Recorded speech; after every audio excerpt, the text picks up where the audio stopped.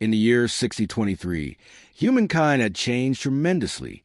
After countless advancements in technology and understanding of the universe, Earth had become a thriving hub of peace and creativity.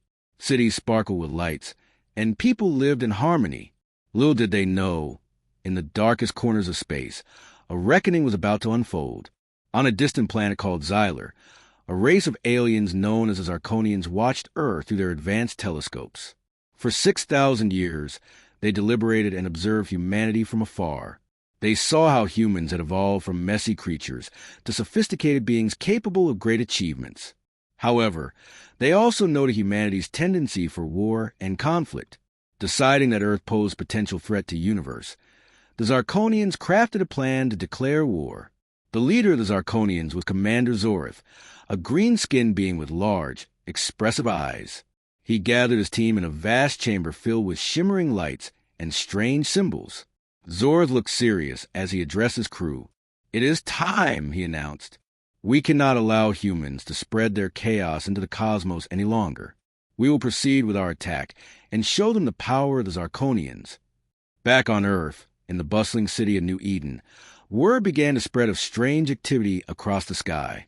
Bright lights, like fireworks at a festival, danced in the night, but they were unlike any celebration people had ever seen. Scientists rushed to their telescopes, and soon it became clear. An entire fleet of alien ships was descending toward Earth. Among the many who observed this phenomenon was a young woman named Mia. Mia was a brilliant engineer known for her humor and creativity. As she scanned the sky, she turned to her best friend, a scientist named Alex. "Do you see that? I don't think it's a party, Alex." Mia laughed, pointing at the lights. Alex adjusted his glasses, his brow furrowed with concern. "This is serious, Mia. We need to alert the government." Meanwhile, Commander Zorth initiated communication with Earth. His voice reverberated through the airwaves, startling people everywhere. "Earthlings, we are the Zarkonians.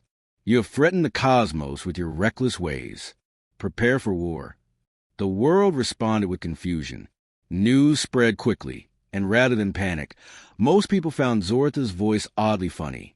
Mia and Alex were among the first to respond. "Well, that guy sounds more like a bad comedian than a commander," Mia chuckled. "Is it a bit cliché to declare war from the sky?" Alex couldn't help but laugh. "Yeah, it's like something from a poorly written sci-fi movie." As news stations broadcasted Commander Zorth's address, people began to tune in. Millions laughed at his intense tone and peculiar voice. Jokes about alien invaders flooded social media, with many memes depicting Zorth as a cartoon character. Amidst the laughter, the United Nations gathered to discuss their response. World leaders convened, but instead of expressing fear or aggression, they laughed at the situation. "We must show them our strength," a general shouted from the back. But the laughter grew louder, drowning out concern. Everyone was shocked when the President of the United States stood up with a wide grin on their face. "Let's send them a message back. Humor is our strongest weapon." This unexpected response sparked creativity worldwide. The world united through humor, and a group of comedians and writers came together to craft a response to the Zarkonians. Mia and Alex joined this group, brainstorming ideas that blended humor with human ingenuity. They proposed to send a light-hearted video clip back to the Zarkonians using advanced communication technology. In the video, Mia dressed up in a makeshift alien costume with funny antennas made from household items. She pranced around, pretending to be Zorth while delivering a comedic monologue about peaceful living. "Oh, mighty Zarkonians! We humans may have our quirks, but we also know how to laugh. Let's not fight. How about we instead engage in talent show? Come see our best moves." Mia exclaimed. The video portrayed silly dances, weird impersonations, and even a spaghetti monster puppet show, much to the delight of the viewers. As the clip circulated, laughter erupted around the globe. Meanwhile, back on Xyler, Commander Zorth watched the video with his team. His expression shifted from shock to confusion, and finally to a reluctant chuckle.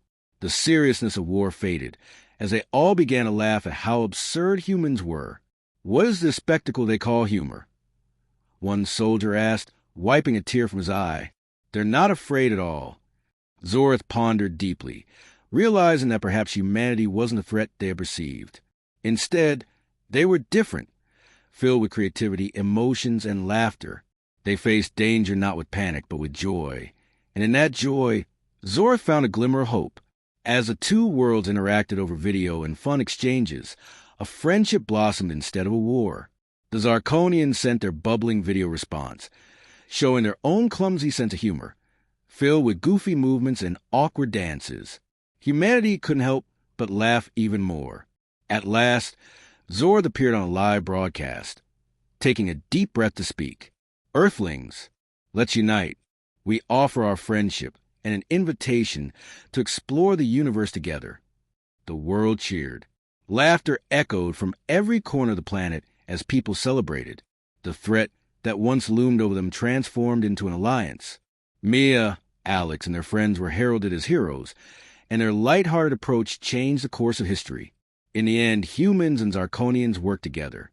They explored galaxies, shared stories, and learned from one another. They built a universe filled not with war, but with laughter, understanding, and friendship. On Earth and Xylar, peace reigned, reminding everyone that sometimes the best response to fear is a good laugh. The great Galactic Council chamber buzzed with an almost unbearable tension. Representatives from 1,000 worlds, each a testament to the diverse tapestry of the cosmos, sat rigid in their levitating chairs. On the central dais, bathed in an ethereal blue light, stood Xylar, Supreme Commander of the Zorgan Armada. His chitinous armor gleamed, reflecting the anxiety that permeated the room. For 6 millennia, Xylar's voice boomed, amplified by the chamber's acoustics. We have observed them, studied their primitive technology, their illogical social structures, their peculiar customs. A ripple of unease passed through the assembly. The them Xylar referred to as humanity. 6,000 years ago, the Zorgan Empire, then at the zenith of its power, had discovered Earth. They deemed the planet and its inhabitants too insignificant to warrant immediate conquest, opting instead for a policy of observation. A fleet of cloaked sentinel ships was deployed, tasked with monitoring human progress, or lack thereof. The initial reports were amusing, Xylar continued, a hint of disdain coloring his tone. They squabbled amongst themselves, waged wars over meaningless resources, and polluted their own nest. We predicted their self-destruction within a millennium, but humanity had defied expectations. They had bumbled and stumbled, but they had also innovated, explored, and persevered. They had reached for the stars, even though their reach was clumsy and their methods inefficient. And now, Xylar declared, his voice rising in pitch, they have become a threat. Their technology, though still inferior to our own, is advancing at an alarming rate. They are spreading beyond their own solar system, like a virus infecting the galaxy. He paused, allowing his words to sink in. Therefore, he proclaimed, I move that this council authorize a full-scale military intervention. We will crush them before they become a true rival. We will teach them the meaning of Zorgan supremacy. A wave of murmurs erupted from the assembled representatives. War was never a decision to be taken lightly, even against a relatively weak species. The potential costs, both in resources and lives, were astronomical. A lone voice cut through the din, Supreme Commander, it said, belonging to a frail insectoid being named Click-Click, the representative of the peaceful Xylos Collective. With all due respect, have we considered alternative solutions? Perhaps diplomatic engagement? Cultural exchange? Xylar scoffed. Diplomacy? With humans? They are barbaric, unpredictable. They would sooner stab you in the back than negotiate in good faith. But surely, Click-Click persisted, we can attempt to understand them better. Perhaps their aggression is simply a product of their environment, their history. Perhaps Dash. Enough! Xylar roared, silencing Click-Click with a glare. The decision is made. I will not tolerate dissent. The Zorgan Armada will mobilize immediately. We will strike at the heart of their civilization and bring them to their knees. The council, cowed by Xylar's authority, voted overwhelmingly in favor of war. Only Click-Click and a handful of other pacifist representatives abstained. The fate of humanity was sealed. Or so they thought. Meanwhile, on Earth, in a dimly lit room filled with computer screens and empty pizza boxes, a group of curs huddled around a console. They were members of Anonymous, a loosely organized collective of digital activists known for their audacious pranks and their uncanny ability to infiltrate even the most secure systems. "I still can't believe it," said Sarah, a young woman with bright pink hair and multiple piercings. "They've been watching us for 6,000 years? That's insane." "Tell me about it," replied David, a middle-aged with a perpetually tired expression. "I thought those conspiracy theories about alien surveillance were just a load of BS. They had stumbled upon the Zorgan surveillance network by accident, while keying into a government database. Initially, they thought it was some kind of elaborate hoax.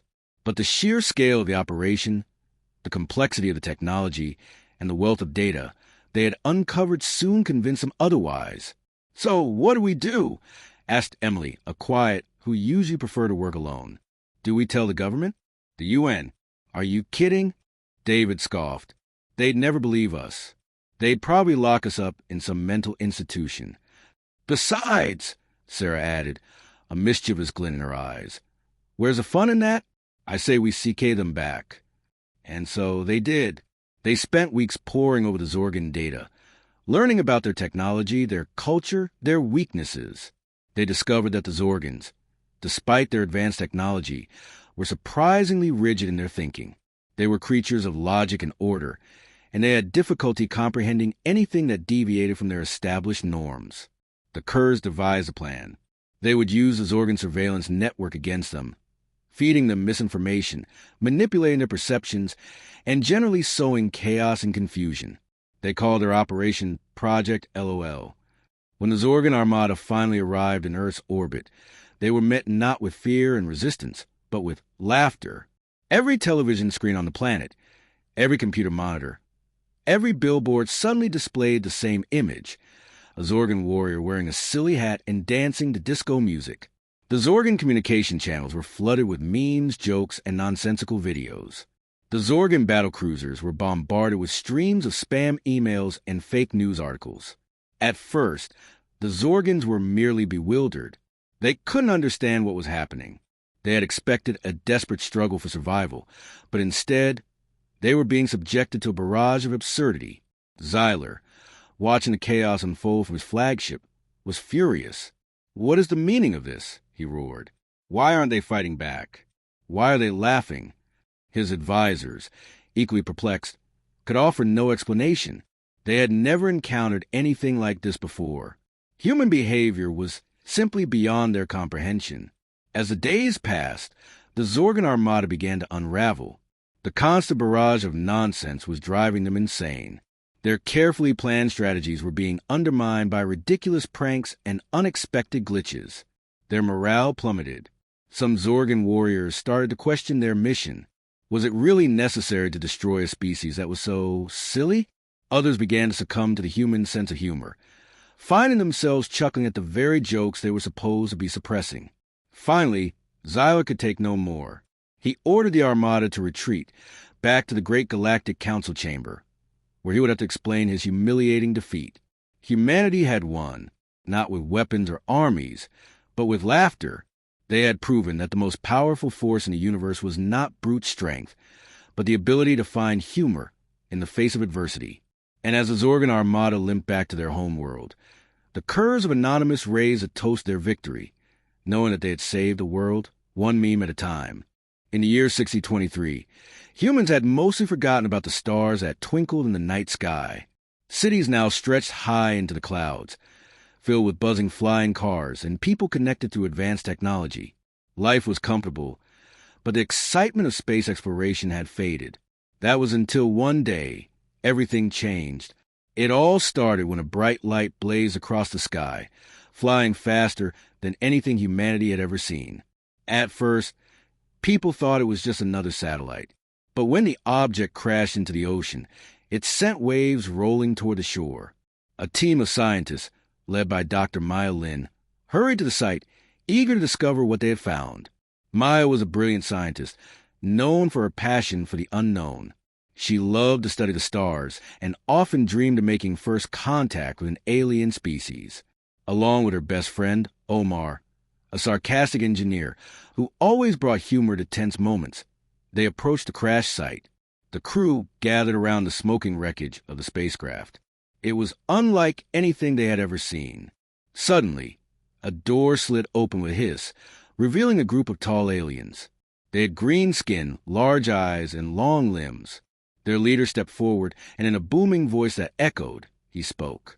"We are the Vextrans from the planet Zyphar. We have come to declare war on Earth for taking resources from our galaxy without permission." Everyone was stunned into silence. Maya was the first to find her voice. "But we have never taken anything from your galaxy. We didn't even know you existed." The Vextrans seemed to pause, confused. Their leader, Zorth, looked around at his team as if unsure how to respond. Omar raised an eyebrow, glancing at Maya. "This is not the kind of welcome I expected for a first contact," he whispered, trying to lighten the mood. Zorth frowned, overhearing Omar. "This is no joke. We have waited 6,000 years for this moment. You humans must answer for your actions." Maya's mind raced. She wanted to understand the Vextrans. She stepped forward. "Why do you think we've taken resources? We have no records of interacting with your people. We are just exploring our solar system." Zorth appeared to consider her words, but shook his head. "You have polluted planets, mined asteroids, and built weapons. We cannot allow you to continue." He gestured dramatically with his long arms. Omar couldn't help it. He burst out laughing. "You think we're out here mining asteroids? Come on. All we're trying to do is keep our planet clean, avoid the dangers of space travel, and eat pizza." The Vextrans stared, confused by Omar's outburst. The others around them looked puzzled too. Maya stepped back slightly, glancing at Omar as he continued to chuckle. "What is pizza?" Zorth asked, frowning. Maya quickly realized they would need to show the Vextrans that humanity meant no harm. "Why don't we have a discussion instead of fighting?" she suggested. "We can explain how our world works." After moments of awkward silence, Zorth reluctantly agreed, though his eyes still gleamed with mistrust. "Very well. We shall hear your answers. But know this, your time is running out." The next day, the humans and Vextrans met in a large facility designed for peace talks. Maya prepared a presentation that shared Earth's history, people, and technology. Omar stayed at her side, adding humorous comments to lighten the lingering tension. "Listen, the last thing we wanted was to hurt anyone," Maya said during the presentation. "We've only been trying to improve our own planet's environment." At first, Zora scowled, but as Maya spoke more, he began to soften. "You've made many mistakes, human," he said at last, "but the fact that you are willing to learn from them is interesting." "We didn't know," Omar called out cheerfully. "You don't learn without trying a few bad recipes. Even I burned toast last week." The Vextrans twisted and turned to each other, trying to understand the humor. "Toast?" Zorth asked, shaking his head. "What is this toast you speak of?" Maya took a deep breath, realizing she had a chance to bond. "It's bread that gets hot and crunchy. It's delicious with jam. Let's take a break, and I'll show you."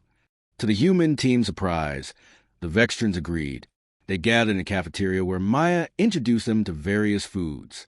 As she prepared toast and jam, she could see Zorth steadily loosening up. The aliens tried food items with amusing faces. "It is warm and sweet," Zorth admitted, nodding in approval. "Why would you trade this meal for war?" Omar jumped in. "Because no one wins in war, right? We'd rather have a toast competition." The laughter that followed was unexpected. Zorth even smiled, and for the first time, he looked less like a warrior and more like a curious visitor exploring a new world. Over the next few days, meetings continued, transforming from serious debates to casual discussions. They learned so much from one another, realizing their cultures were not so different after all. The humans showed the Vextrans their art, books, and music, while Zorth and his crew shared their stories of adventures in space. Finally, the day came when Zora stood before the assembly of Earth's leaders. "We were wrong. Your intentions, though misguided, are not an act of war against us. We declare peace between our nations. Instead of fighting, we invite you to explore the stars together." The room erupted in cheers. Maya smiled brightly, knowing that laughter had bridged the gap between worlds. The two species formed a friendship, embarking on joint missions across the galaxy. As the Vextrans and humans shook hands, Omar laughed. You see, sometimes all you need to do is share a meal. Forget about war. Let's talk about toast instead. And it was agreed. From that day onward, both species would celebrate a day of laughter, friendship, and, of course, toast. Together, they looked to the stars, ready to explore the wonders of the universe side by side.